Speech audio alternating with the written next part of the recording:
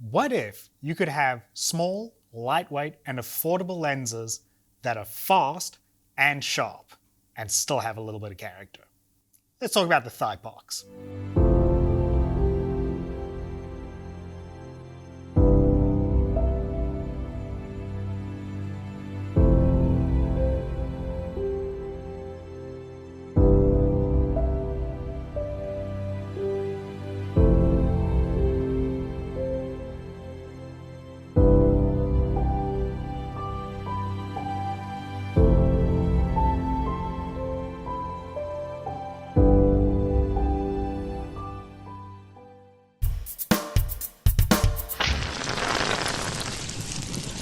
Before we start, we'd like to say thanks to Thypoch for sending us this lens set for this video. These are sample lenses, so things might change a little bit, and we've been encouraged to share our honest opinions. Okay, these lenses are interesting.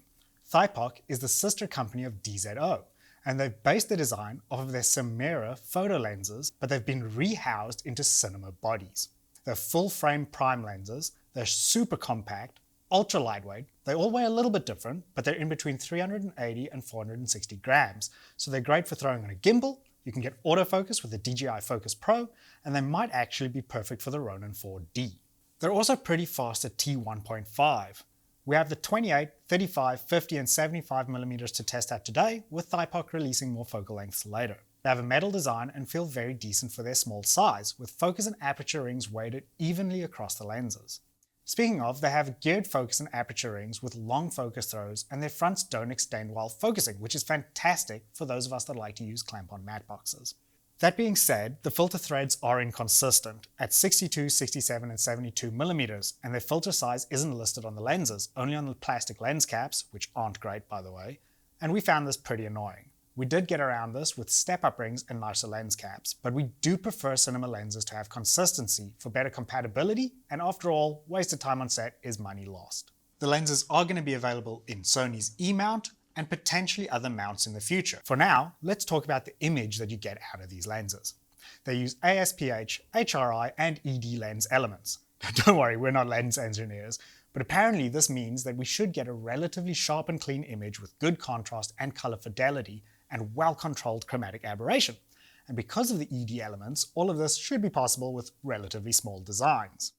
Now, considering that they're so fast and affordable, we weren't expecting them to be that sharp wide open. But my goodness, these things are super sharp, especially at closer focal distances and on the longer lenses. We also noticed that chromatic aberration is there, but it's not very strong, it's quite well controlled. After looking at the footage, we found that they're all pretty close in terms of color matching as well. But the wider lenses are a little bit warmer than the longer ones. Moving on, Thypoch did want us to talk about the round and pleasing bokeh with gentle focus falloff, their words. And we do like the bokeh very much, and you get a little bit of that swirliness that you see in some vintage Russian lenses, which we do adore. In terms of the transition from in focus to out of focus, we see that things are very smooth, and many people are going to be very happy. This will be down to individual tastes, but for me, the falloff is a little bit fuzzy before it goes to looking smooth, and I like a little bit more of a tighter definition between in and out of focus. But then again, I don't think it's necessarily a bad thing, and I don't think it looks ugly. It's just my preference, and it means that the images probably don't have quite as much 3D pop as they might have had. Really, you're getting a very pretty lens with very soft falloff and with a bit of character, and they're somehow still sharp, and we think overall they've got a very desirable look. Focus breathing is also quite well controlled. There is a bit, but it's not too bad. I've been comparing these lenses mentally a little bit with the Sigma Art cinema lenses, but as you can see, they're a lot smaller in comparison, and they're also a lot more affordable. The other thing is, the Sigma Arts probably have worse focus breathing. So all in all, I think that this is a win. Okay, now we've had to rewrite this section about flaring a couple of times.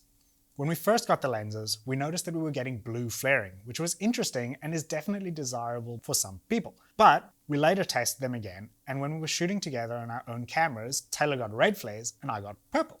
We'd have to do a little bit more testing here, but what we will say is we feel it's probably a little bit unpredictable as to what color you're going to get, but that the color of the light source will probably impact things. With that said, we think for the most part the flaring is quite well controlled. We didn't get too much funkiness from stray light, and we only got some interesting shapes from direct light. And we do think that most of the time they were really quite attractive, and many people are going to find them to be quite a pro. For the times when you don't want them though, you might want to think about grabbing a matte box with side flags. Okay, with that said, let's get back into positives. Again, it's the small size. It makes them great for gimbal cine lenses. We also used them with the DJI Focus Pro and it worked fantastically, and it helped us keep everything really small on the rigs. These lenses really surprised us. They're full frame, they're sharp, they've got a low chromatic aberration, and have some nice character to them. And they're affordable. You're getting lenses that are pretty much as sharp and bright as the Sigma Arts, but much smaller, lighter, and cheaper. And because of all this, we absolutely recommend them if you're looking for something small with a little bit of character for creative projects. We'll leave a link down below to where you can find them online, and we'll also put our socials there if you want to give us a follow. We'll see you next time.